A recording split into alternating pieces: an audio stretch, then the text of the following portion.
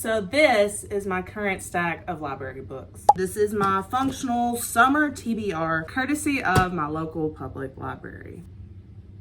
I just so happen to be on vacation this week. I currently have no obligations. My home is clean, and aside from daily cleaning every morning, I'm going to dedicate this week to reading as much of this stack as possible. Right now it is Tuesday morning. I have until Sunday. That is the end of my vacation. I have 2 of these going in progress right now. We Were Liars is my top priority because I have a book club meeting where we are discussing this book on Saturday morning. This is for the Book Talk Made Me Read It book club at my library, so I definitely have to have this finished. Next on the priority list of Monsters and Mainframes, this is part of my summer ween TBR. This specifically I've also chosen to read in June because of Pride Month. This is, I believe, a queer retelling of Dracula. Some other books on my TBR aren't specifically for summer ween. I'm a mood reader. I got this as a palate cleanser because I know I have a couple of very heavy reads on this list. These 3 are my heavy reads. This was part of my May TBR that I did not get finished in time. This was a Biblio bundle pick at my library for May. This was the Biblio bundle pick for June. So how much am I going to get done? I don't know. A day has passed. How much did I read? Well, I actually finished this book. I began reading this book on Monday. I finished it yesterday, so it only took me 2 days. There are 250 pages, so that means yesterday I read 220. And honestly, I only read for about 2.5 hours, so this was incredibly quick. My thoughts on it, it was fun, and I think it was really good for a young adult age group, but I'm 29, so it didn't quite land for me the way that I believe it was intended to. I'm not a huge fan of the Liars branding, and I'm keeping this spoiler free, but the Liars branding, listen to the little blurb in the back. If anyone asks you how it ends, just lie. We are Sinclairs. We live, at least in the summertime, on a private island off the coast of Massachusetts. Perhaps that is all you need to know. All caps, by the way. Except that some of us are liars. I don't know, that made me think that this was gonna have like thriller elements to it, and it was gonna be like, I don't know, maybe it's because of my association with Pretty Little Liars, like We Were Liars, that I thought it would have like thriller elements. I thought it'd be a little dark, which it was dark, but not in the way that I wanted it to be. I can feel that this would have hit very hard if I were 14 years old. Unfortunately, that was 15 years ago. But I do appreciate the fact that there are some risks being taken in the writing style. There's like certain repetition of phrases. There's like different breaks for fairy tale breaks. The whole 250 pages took me about 3 total hours to finish, which is not bad if you just need a quick read. This is a mystery, and it is a young adult mystery on the younger end of young adult, so it didn't quite work the way I wanted it to, but there's nothing wrong with it. I personally would give it about 3.5, 3.75 stars, somewhere in that range. Not technically bad, but not my cup of tea either. So with this out of the way, we are doing Of Monsters and Mainframes today. I'm already a few pages in, 23 pages in. Really shook that the protagonist is a literal shit. I think that's so cool. I want to get this done this week specifically because it is the last week of Pride Month. Speaking of, by the way, I got this at a bookstore. Not sponsored, but is this not the cutest thing? I'm gonna stick that in my Kindle case. I will report back with my midway thoughts on this as I feel like it. My video, my rules.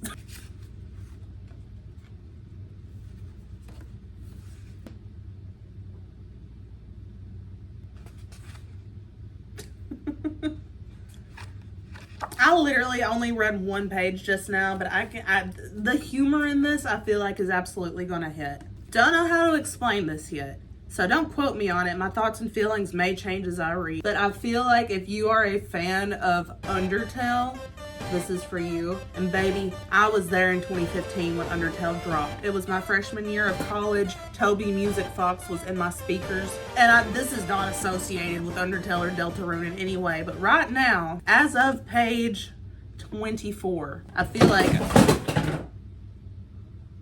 Pause. This is the source of the thunking noise you just heard. Yippee!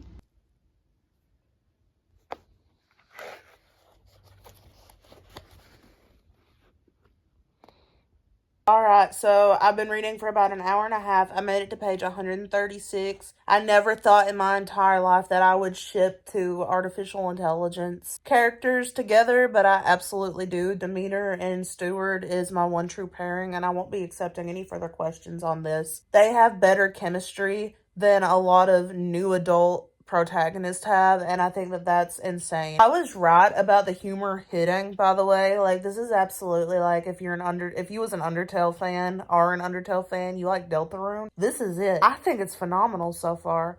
Blossom, what do you think? What do you think, Blossom? I want to read for a little bit longer. Let's go. Yesterday, I got a lot done reading Monsters and Mainframes. I'm almost finished with it, but for now, I'm actually going to take a quick little vloggy detour break. We're going to turn in the first ticket of the summer reading challenge. I've read 40 hours this summer already, so I get to go get a mug. I got my coffee. It's Overflow Coffee in Berea. This is a s'mores latte. This doesn't taste like a s'more, but it does taste yummy. But I showed up to the library a few minutes early. I'm turning in a ticket. I'm going to turn in this piece of paper to signify that I have filled in 40 bubbles on the summer reading tracker, and you fill in a bubble per hour you read or per event you attend. Once you fill in 40 bubbles, you turn in ticket number 1 and you get a mug. So I don't know what the mugs look like this year. Last year they were Lord of the Rings themed. In 3 minutes, I'll take you into get my mug.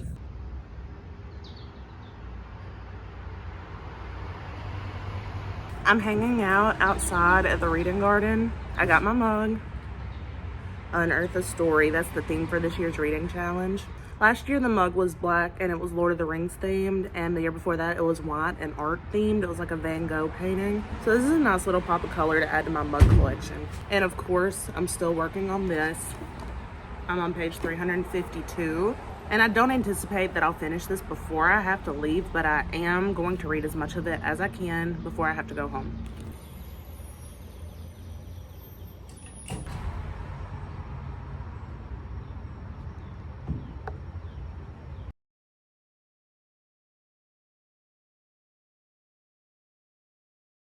I was right. It took about 20 more minutes to finish. I am now completed with the Monsters and Mainframes, and I enjoyed this a lot. It's like a queer monster mash retelling of Dracula in space with a found family element, and it's fast-paced. There's a mix of hijinks and funny, silly humor and action-packed, almost horrific scenes. I thought there was a pretty good balance. I did have like a few issues with it that kept me from rating it a full 5 stars, but I think 4.5 is pretty good for this one. I love how like unusual it is. I love that it's queer, not only with the representation of the characters, but in the formatting and the mix up, the genre mashup, the monster mash of it all. It was just such a fun little romp. I do think that if you're a fan of Undertale, you'll be a fan of this, and it's not necessarily because of like the pacifism, because there's some scenes in here that aren't very pacifist. It's just like the monster, like looking at humanity through the lens of monsters and the sense of humor with it all. This is worth a read. I recommend this to anybody who's a fan of sci-fi, of horror, of queer storytelling. Absolutely pick this up. I had so much fun. And because I just did this little lighthearted romp, I'm going to switch gears and do a more serious book as my next read. This was my Biblio Bundle pick of the month for my library, which every month you can fill out a form and the librarians will choose a book for you, and that's your Biblio Bundle pick. I absolutely want to finish this before June is over. What month are we in? What did I say? July. I want to finish this before June ends. I will update you with my thoughts.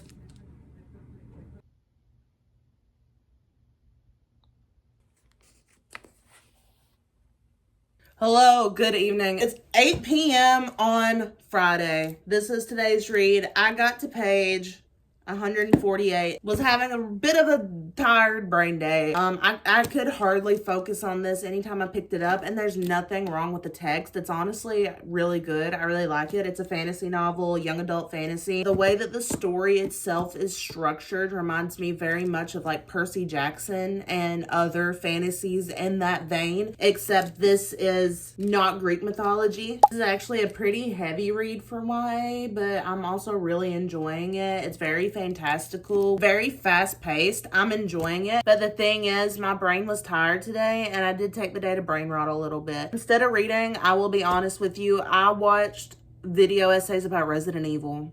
And I watched Leon Kennedy. Watched video essays about Resident Evil. I watched an analysis of Resident Evil 6, which is the one I'm least familiar with. And I also watched some Leon Kennedy edits. I filmed and uploaded my Monsters and Mainframes edit to TikTok. Oh my gosh. See what I mean about my brain being tired? My review of Monsters and Mainframes is now on TikTok and YouTube Shorts if you want to check that. My goal is to finish this before July. I didn't get as much progress today as I wanted to, but it's not the fault of the book. I really love the book. It's just a bad brain day. Sometimes it happens. Sometimes you just have to sit and watch videos about Resident Evil lore. What else can I say? Today's actually book club at the library, so I'm going to go there and then maybe find somewhere to read afterwards. I'm still working on Skin of the Sea today, but I'm also going to be picking up the July book club book, which as of now, I don't know what it is. So stay tuned. Let's go to book club. Book club was wonderful. We had a great time. Nobody liked the book and everyone was really polite about it. We had a lot of fun, high energy for the low crowd. I can't go home because it's flooded. It's raining so heavy out today. So I hope you don't mind if I extend this vlog a little bit. So for the next tour, the next leg of our adventure, we're stopping at Whimsy's Books.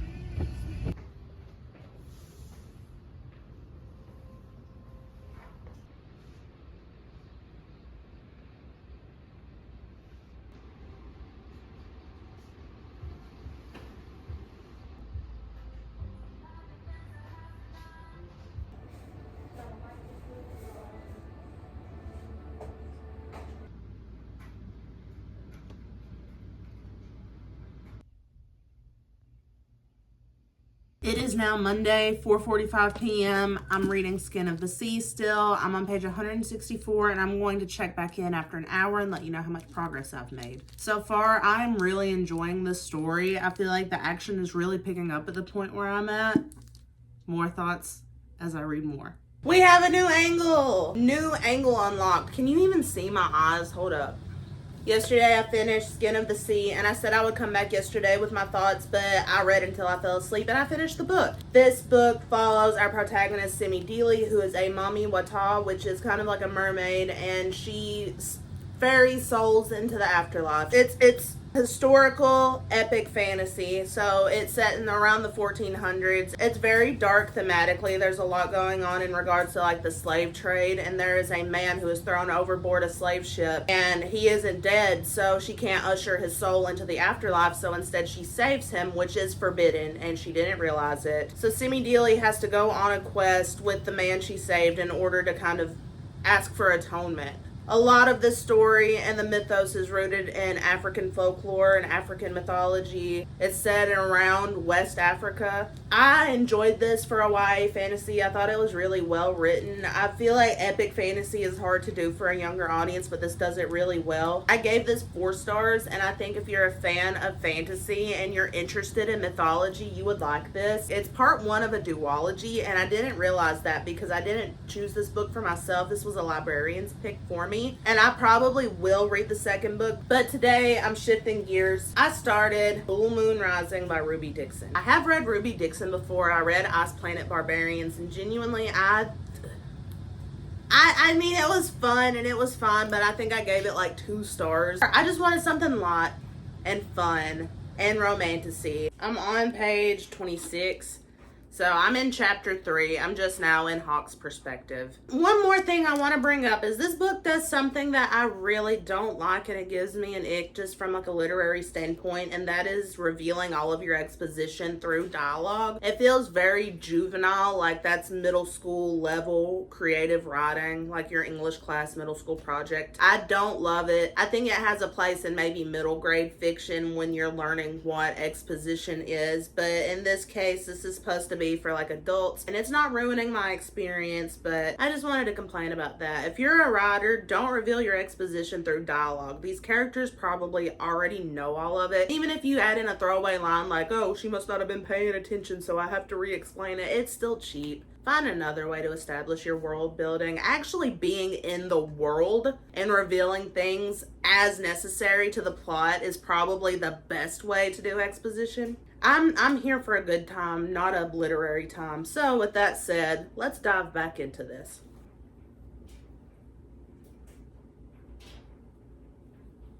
I was wondering when it would get sexual, and about page 25 is where we hit that. I made it a few pages in. I'm going to stop filming and I'll report back with my thoughts. I'm on page 29. I want to see how far I can get in an hour. I'm back at the reading garden to read. I just returned Skin of the Sea and I brought this to read, but I don't think I might be brave enough to read this in public. That's okay because I just picked this up and I might read it instead.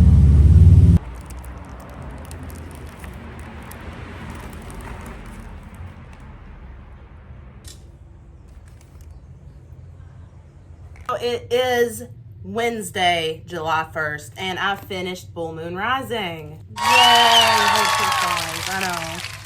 I fled through this book, and I have some thoughts on it. I want to start by saying that if you are reading for entertainment only, then I think that this is fine. I think that there is enough of a story and enough of a plot and enough of your basic elements to a book that you might enjoy this and have fun, which is why I picked it up. I wanted to have fun. And as entertaining and as fun as it was, I've got a few qualms with it that honestly made me a little disappointed. One being the speaking and exposition that continued throughout the whole book, but what this book really needed was another round of editing. Certain plot points and lore and story building was repeated continually. Like, for example, Hawk tells us how he got his name at 2 different points, and Aspeth reacts both times as though it's the first time she's heard it. The same deal happens with the other 5 giving their backgrounds and their stories, telling Aspeth. They all have like a group huddle when they very first meet where they talk a little bit about themselves and their past. And then in the 3rd act, Gwenna tries to tell Aspeth everyone's stories, and Aspeth reacts as though it is the first time she has heard this. Also, about the Artifactual Guild itself, so much lore is repeated, and I think with another round of editing and a lot of that, those oversights had been taken out, that would be fine. This is a book that I feel that people would read more for the romance than the story. One, it's either really well written or it's like the cringiest thing I've ever read in my life. Like several times while reading this, I went, ugh. Like, this just makes me feel icky and disgusting. But also, characters didn't stay consistent and it made me feel weird.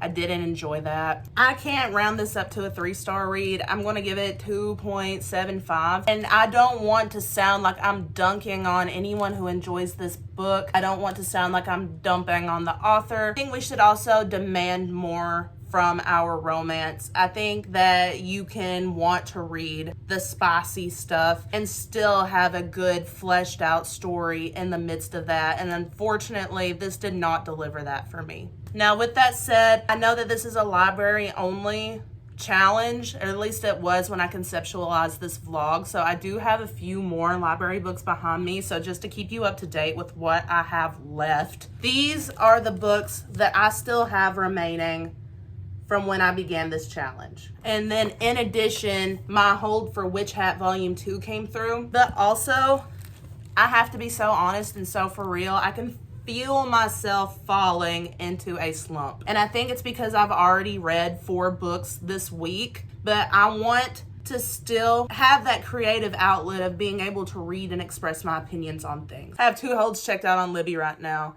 So I will be reading The Witch's Orchard by Archer Sullivan, which is one of my Summerween TBR picks. It's set in Appalachia. Our main protagonist is a female private investigator. That's all I know about it going into this book. Blossom wants to be on camera. Hold up. Comment, "I love you, Blossom," in the next 3 seconds, or nothing will happen. And I mean nothing will happen. There will be nothing. I'm just kidding. Everybody say hi, Blossom. Comment hi, Blossom, if you love Blossom. Anyway, Now that I've thoroughly aggravated her and she won't be walking into my shot, I'm going to start on The Witch's Orchard. The other hold I have checked out right now is I Was a Teenage Slasher, which I may do these two back to back, but I am worrying about time a little bit. So in the interest of having at least one, I'm going to put my focus on here and then maybe Witch Hat. So let's get to reading.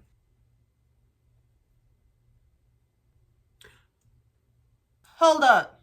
I'm not from Louisville, I say. I grew up in a dinky holler in southern Kentucky. My granny used to make those things. I grew up in a holler in southern Kentucky. Huh. I'm going to continue reading off camera and I will be back at some point in the future with my thoughts. Don't hold me to a time frame. I don't stick with those.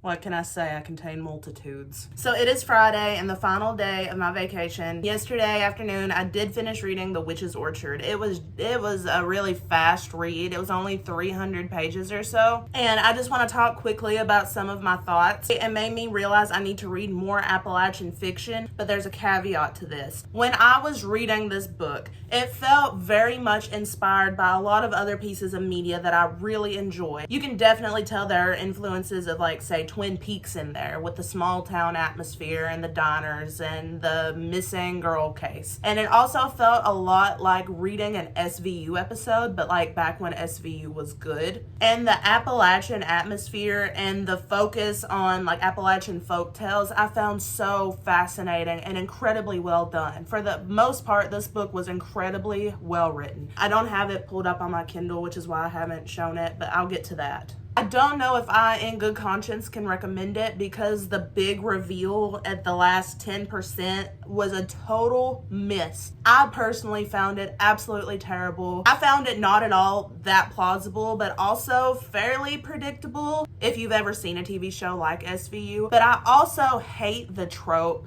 There's a specific trope. I'm going to get into spoilers now. So skip to this timestamp if you want to read this book and haven't. I'm going to try to keep it fairly vague, but I am going to spoil this book. So 3, 2, 1, final warning. So the plot of this book is that one summer 10 years ago, a bunch of little girls between the ages of 4 and 6 years old went missing, and this private investigator has been hired to find out what happened to the girls and if they can still be found. And obviously she doesn't think that they will be because 10 years later, like, it's not likely. But one of the girls does turn up, not in ideal condition. And this is like the end of the first act. So the rest of it is trying to like get to know all of these local people to see who did it. Like, it's a whodunit. And it turned out that there was a woman kidnapping children because she was like, her husband passed away and she lost her child, and because she was so resentful and felt like she had to steal the children. And I personally hate that in media so much. As much of a interesting and positive conversation on motherhood and losing your children occurred in this book that I felt like was worthwhile and worth exploring, I hated that. And I also didn't particularly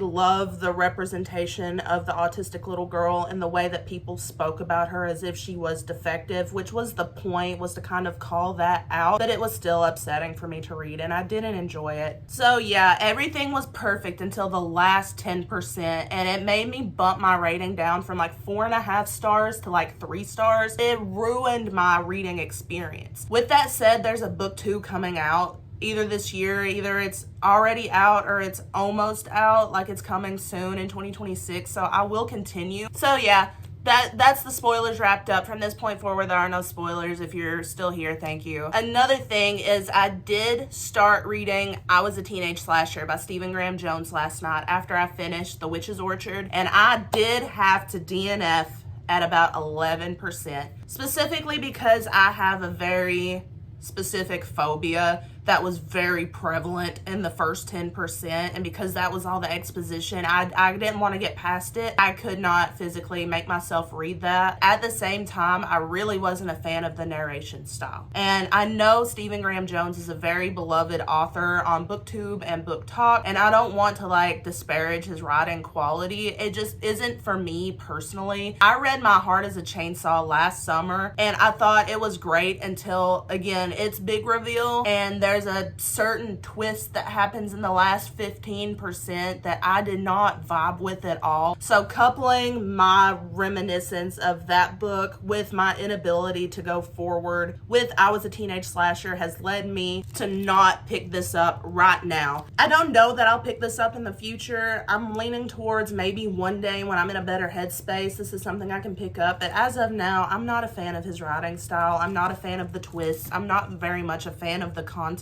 When it comes to horror specifically, I'm a very picky consumer. So that's where we are with Stephen Graham Jones, and I will not be reading this. So it's going back to the library, which leaves these 3 books that I did not complete before the challenge ended. I mean, technically, I didn't finish Buffalo Hunter Hunter or Earthlings either. But I feel like for a 2-week challenge where I had some other responsibilities, I did fairly well. I also read 1 Libby Hold in addition to my physical stack. All in all, I don't think this was a bad challenge. And it also was a wide range of books that I consumed. Like from the campier, kind of goofy stories like of monsters and mainframes, which I absolutely love, to the more serious epic fantasy vibe of Skin of the Sea, which I enjoyed but in a different way. I will be finishing these soon before I pick up Mickey 7 because manga it reads quick to me. I can finish 1 volume in about 20 to 30 minutes and I want to get them done before I take them back to the library, but it will not be part of this vlog, unfortunately. But if you're interested in more reading vlogs and you liked the style of this video, I have a very full physical TBR that I need to get to, as well as any new releases that may come to the library. And I also have, I believe, 4 unread ARCs, advanced reader copies, that I will be getting to, and reviews for those will be posted. I can't talk! Reviews for those ARCs will be posted here closer to release date. So stick around if you're interested in that. So here are our total wrap-up stats, both for this challenge and for the month of June specifically. Stay tuned if you want to see a best books I've read in 2026 so far. And if you are still here after all this time, thank you so much for being here. I hope you have a great time of day wherever you are, and I hope you stick around so that I see you in the next one. Bye.